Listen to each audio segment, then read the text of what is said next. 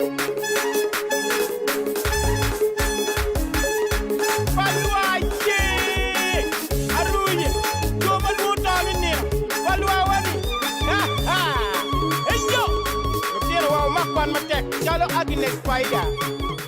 Acholi people are a Nilotic ethnic group of Luo people, found in Mogwi County in South Sudan and northern Uganda. The Acholi are the descendants of a variety of Luo-speaking people who are believed to have migrated 3 or 4 centuries ago from adjacent areas of what is now South Sudan, from the region known as Bahr el Ghazal and into northern Uganda, now living in the districts of Agago, Amuru, Gulu, Kitgum, Pata, and Amaro. The Acholi tribe grows tobacco for trade. Millet, corn, maize, sorghum, beans, simsim, groundnuts, vegetables and other savanna crops are also grown for food. Millet is the staple food of the Acholi people. They keep sheep and cattle but are not as committed to pastoralism as some other Nilotic tribes are. Their traditional communities were organized hamlets of circular huts with high-peaked roofs, furnished with a mud sleeping platform, jars of grain and a sunken fireplace.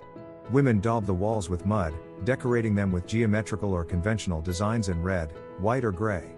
The men were skilled hunters, using nets and spears. The Acholi have small chiefdoms of 1 or more villages, each with several patrilineal clans. Chiefs are chosen from one lineage. A new socio-political order and the basis of an Acholi identity was established when chiefly institutions and ideology were introduced into Acholi by Luo-speaking Paluo from the neighboring kingdom of Bunyoro Kitara. Central to the new order were a set of notions about political leadership in which chiefs shared power and decision-making with the heads of chiefdoms' constituent lineages. A system of redistributive tribute within each polity, with the chief at the center, and royal, often rainmaking, drums as symbols of sovereignty and authority. Over the late 17th and 18th centuries, some 70 chiefdoms were founded throughout the area that became Acholi, leading to the development of a new social order and political culture, the spread of a new language, Luo, and the evolution of a new society and collective identity. This complex process was helped along by 2 major droughts, probably during the 1720s and 1790s, which promoted larger-scale political leadership that held the promise of greater stability and security, and by the formation of neighboring identities against which members of an emergent Acholi could compete, compare, and define themselves.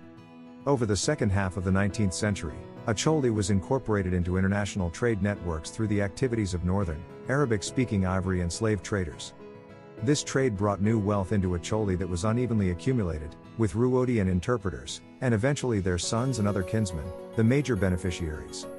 The northerners also contributed to the further evolution of an Acholi identity, not only by introducing the name Shuli, which eventually became Acholi, but by acting in ways that promoted Acholi as a meaningful ethnic and geographic entity. When Britain established its rule during the early 20th century, both ideological predisposition and practical utility prompted the colonizers to consider the Acholi a tribe and to administer the area as a tribal unit.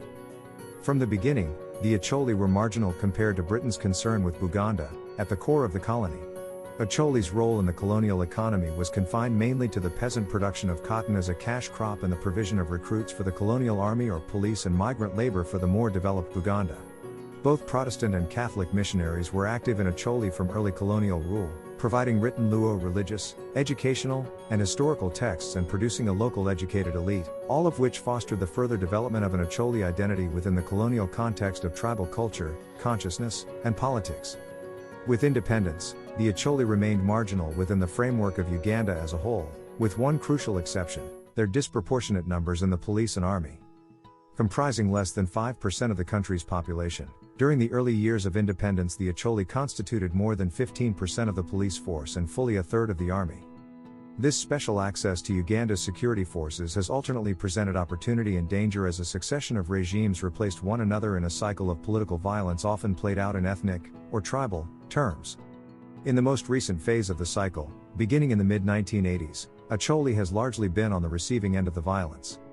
Uganda's current army, various local rebel groups, some headed by apocalyptic prophets such as Alice Lakwena, and heavily armed Karamojong raiders have all raped, looted, killed, and destroyed, making any kind of normal life in Acholi impossible. Together we build awareness that boosts harmony, education and success. Subscribe to our channel below for more articles.